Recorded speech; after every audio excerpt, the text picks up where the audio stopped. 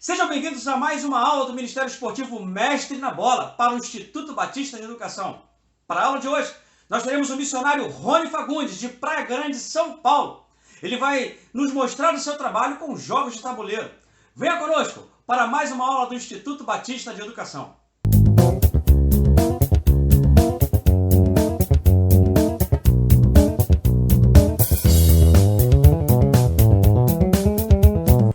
Fala galera do 6º ao 9º ano do Instituto Batista de Educação, tudo bem com vocês? Esta vai ser mais uma aula de Educação Física do professor Cleiton Cândido, no canal do Ministério Esportivo O Mestre na Bola. Meu nome é Rony Fagundes e eu trabalho com jogos de tabuleiro. Olha que negócio diferente, né?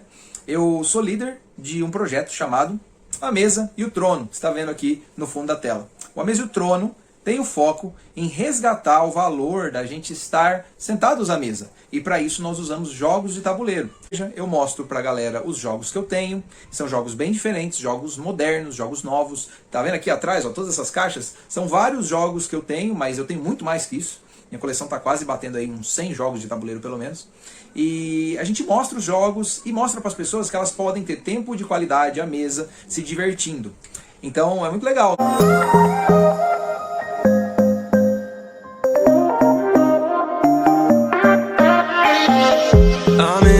What you did when you saved me, every flaw and every sin you forgave me. Clean me up, wrapped in your love and you heal me up. Look to your heart and you rev me up. Give me faith and you seal me up. So take these hands, I'm rolling out for you. I know I can stand with you down in the road, so true. Your love, your love, your love, your love is the only thing I'm standing on.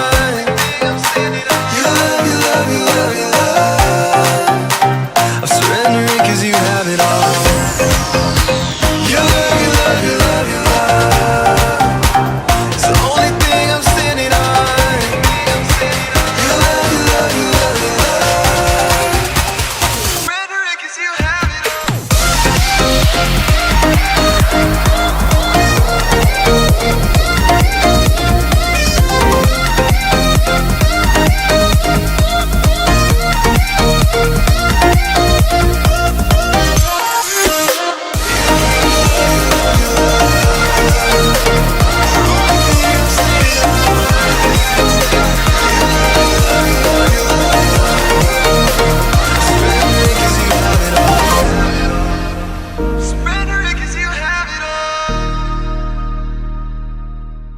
E uma das coisas que eu também faço junto ao Mesa e o Trono é desenvolver jogos de tabuleiro. Eu crio jogos do nada. Tem alguns jogos, inclusive, que se você depois acessar no meu Instagram, o endereço vai aparecer aí na tela, você pode baixar o jogo gratuitamente na sua casa. Olha que legal, né? Quando a gente desenvolve jogos, a gente aprende a analisar os jogos que já existem.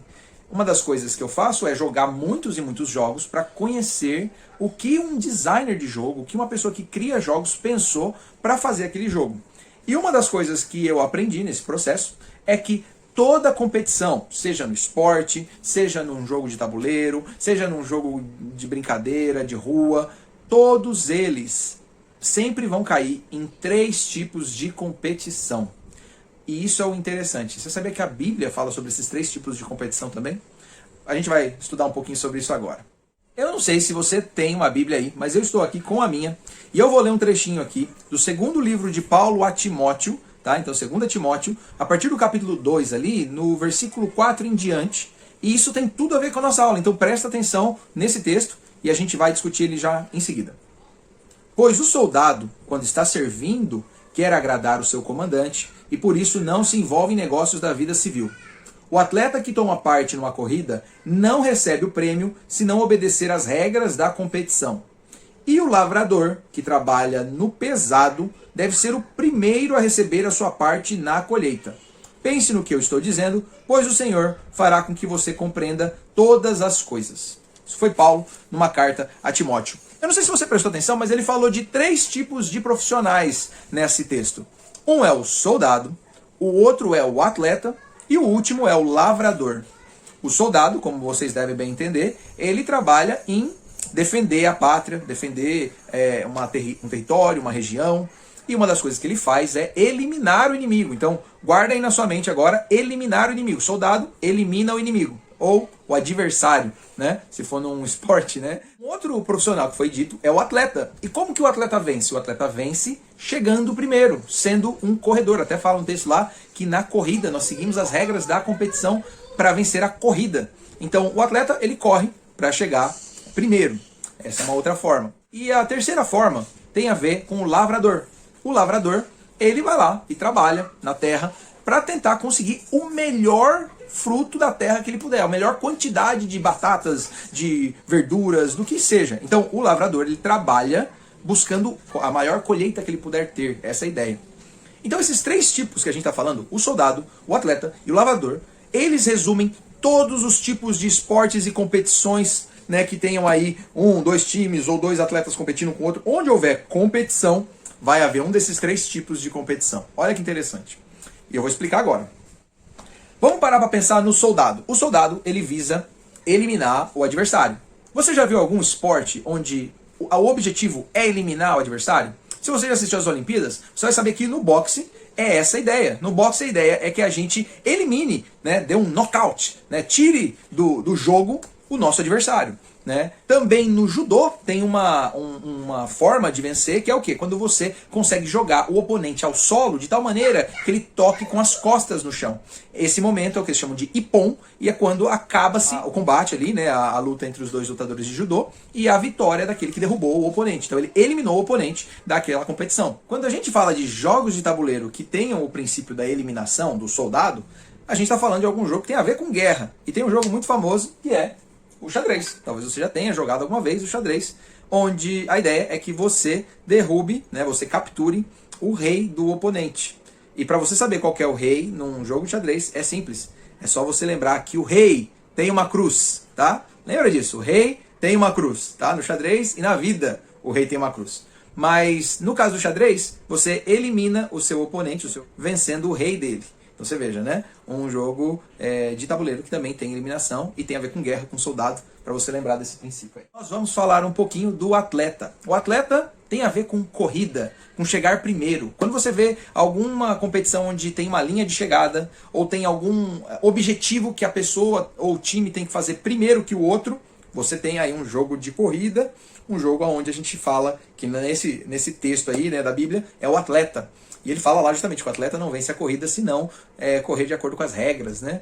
Então, tá vendo? Tem uma regra, fala que a gente chega em tal ponto e vence. É o vôlei. O vôlei você tem 5 sets no total, né? Isso se houver um empate aí nos 4 primeiros, né? Mas a ideia é que o time vença 3 sets primeiro que o outro time. E lembrando que cada set é você chegando, se não me engano, as regras às vezes mudam, né? Mas a 25 pontos primeiro do que o outro time. Né, com uma distância de 2 pontos e tal, aquela coisa. Mas a ideia é essa. Quem fizer 25 pontos primeiro ganha um set. E quem ganhar 3 sets primeiro vence o jogo. Então você vê, é uma corrida. É uma corrida para ver quem consegue completar esses requisitos primeiro.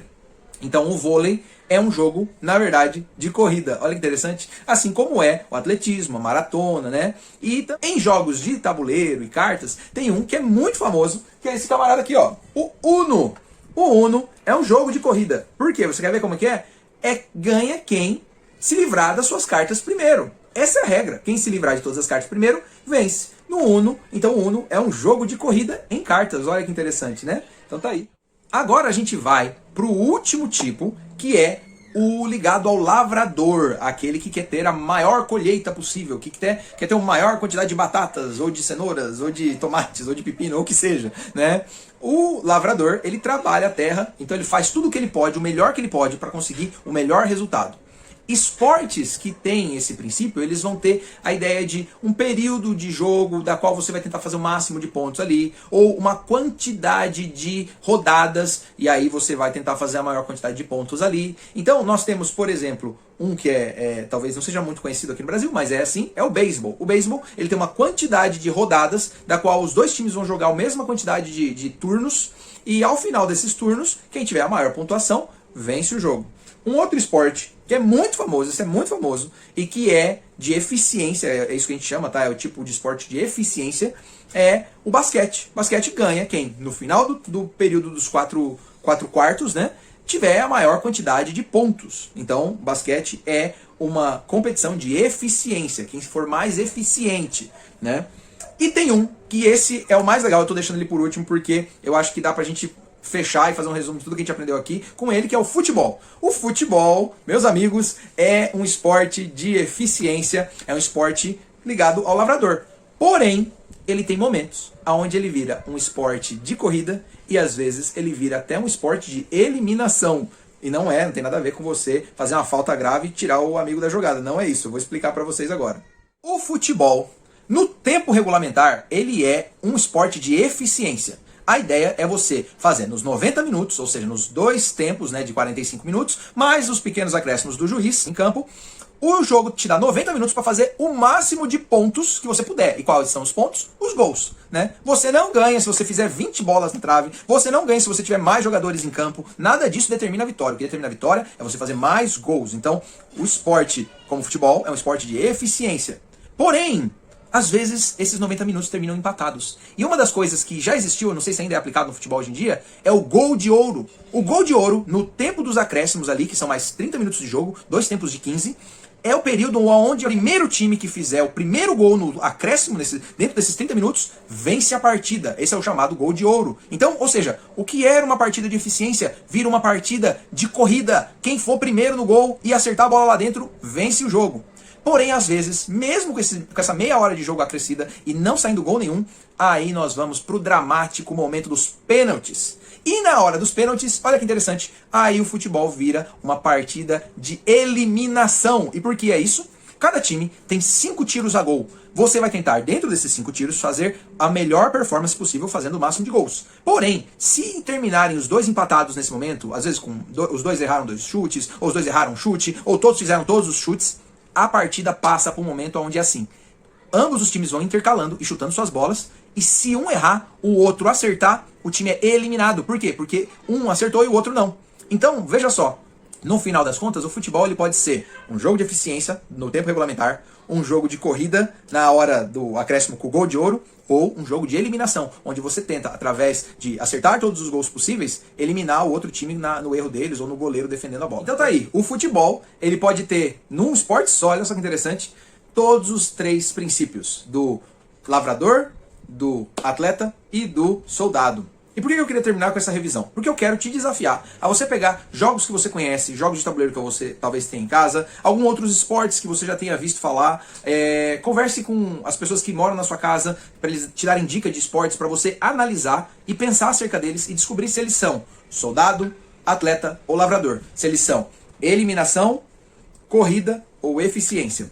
E lembrando do texto bíblico que fala o seguinte pra gente, que a gente deve ser como um soldado, que não se atém às coisas da vida civil, simplesmente em agradar aquele que nos pôs no exército. Então, lembre, você, quando tem que eliminar os problemas da sua vida, você não pode ficar distraído com outras coisas, não. Você tem que ir na direção de eliminar os problemas da sua vida. Outra coisa é que, como atleta, siga as regras. Siga aquilo que é certo, que é justo, que as pessoas te falam, as instruções que as autoridades e que quem cuida de você te dá, porque dessa maneira você pode vencer essa corrida.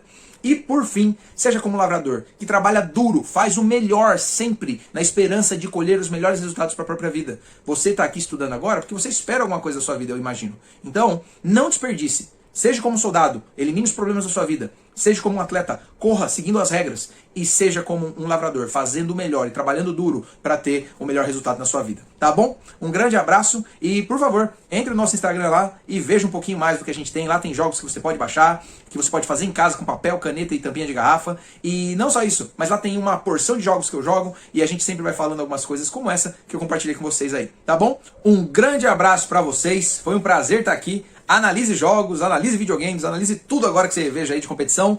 Jogue jogos de tabuleiro com a sua família e aprenda se divertindo. Um grande abraço.